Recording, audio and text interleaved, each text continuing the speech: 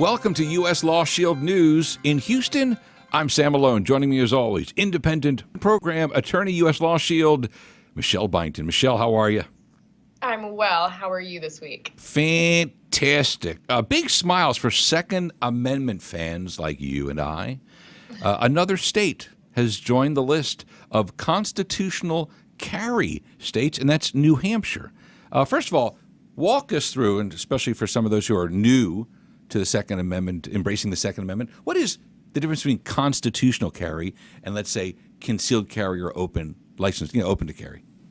So constitutional carry has to do with allowing folks to carry their handguns around in public without any sort of license. I've heard many people say, you know what my license is? The Second Amendment. And the Second Amendment is what grants me the authority to walk around in the public with my handgun.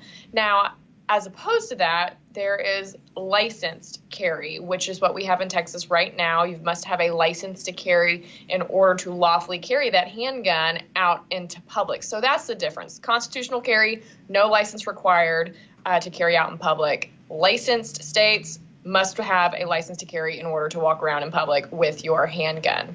And it's interesting that New Hampshire did this. I know there has a kind of a strong Republican kind of heritage, conservative heritage, but even being stuck up there in the Northeast corridor, surrounded by anti-Second Amendment places, pretty amazing to see that small state embrace the Second Amendment.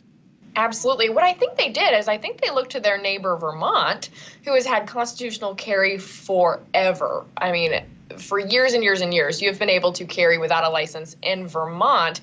And I think what they did there was look to their neighbor and say, you know what, crime rates are low in Vermont. They have constitutional carry. Perhaps, maybe we should look at doing the same thing. And they absolutely did. And that's what I was going to ask you, independent program attorney, U.S. Law Shield, Michele Byington. I was going to ask you, if people are wearing their guns on the outside, on their belts, and they don't have, quote, a license to carry, is there any difference in shooting rates, homicide rates with states that are very strict on guns, like California, New York, or maybe the city of Chicago?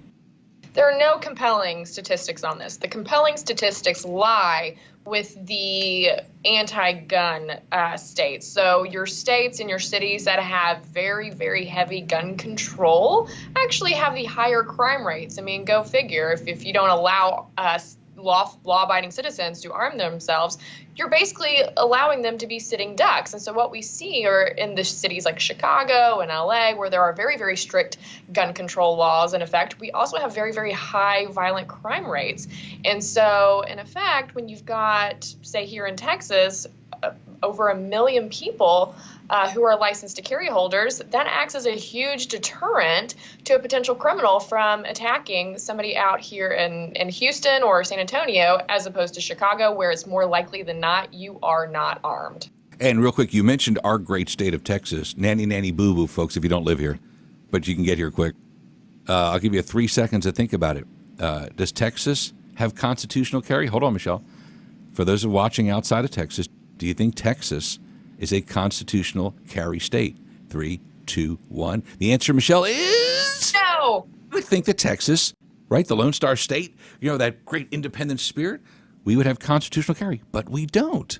We do not. We absolutely do not. We were actually behind on the times when it came to open carry as well. We were one of the last states to legalize open carry, which we did about this time last year. And of course, you have to have a license to open carry as well.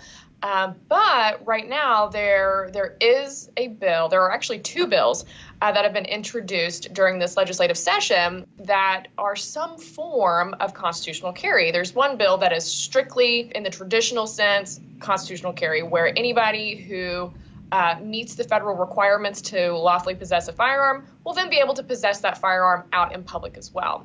And then there's a differing bill that has been proposed, and that is a little stricter. And what that requires is that basically you don't have to get a license. You don't have to get that plastic card that we carry around every day, but you still have to meet those eligibility requirements as required by Government Code Section 411-172, which are those eligibility requirements that you must meet in order to get a Texas license to carry. So how this will be enforceable, I'm not real sure. However, you can kind of, in your mind, think of it as constitutional carry light. You still have to meet the Texas license to carry requirements in order to carry out in public. Basically, all it does is get away from that little plastic card that we carry around.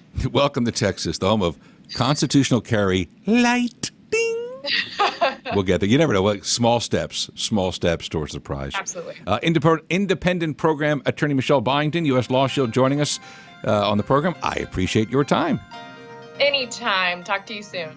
I'm Sam Malone. This is U.S. Law Shield News. For more, log on to uslawshield.com.